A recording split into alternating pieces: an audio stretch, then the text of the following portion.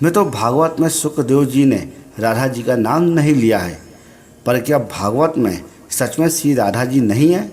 एक संत जी श्री राधा जी का नाम भागवत में नहीं होने के पीछे इतना सुंदर कारण देख रहे हैं कि पूरी भागवत राधामय हो गई है। राधा जी का नाम भागवत में ना होने के भाव सुंदर चित्रण है, तो आइए आनंद लीजिए। में तो विद्वान और पंडित लोग कहते हैं कि जिस समाधि भाषा में भागवत लिखी गई है और जब राधा जी का प्रवेश हुआ तो व्यास जी इतने डूब गए कि राधा चरित लिख ही नहीं सके।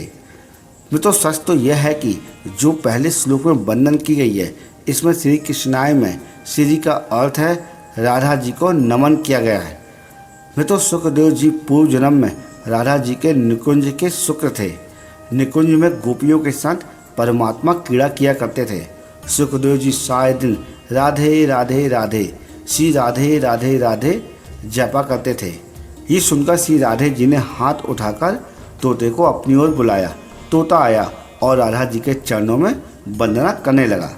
राधा जी ने उसे उठाया और अपने हाथ में ले लिया। प्रसन्न तोता फिर से श्री राधे राधे बोलने लगा।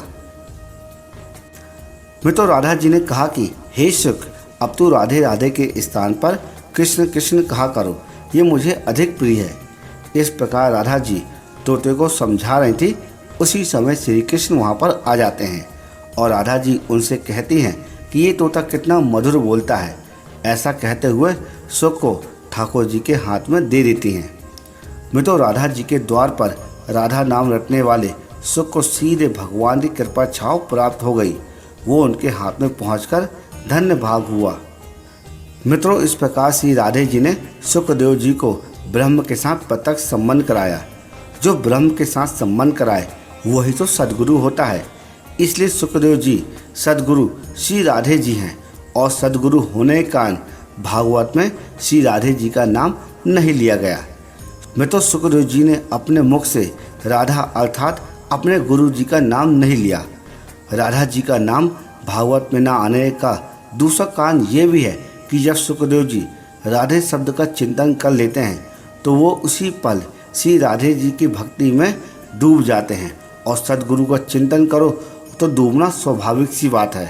में तो सुखदेव जी श्री राधे जी की भक्ति में डूब जाते थे और कई दिनों तक उस भाव से बाहर नहीं निकल पाते थे। अब सुखदेव जी आए थे परीक्षित को भागवत सुनाने के लिए।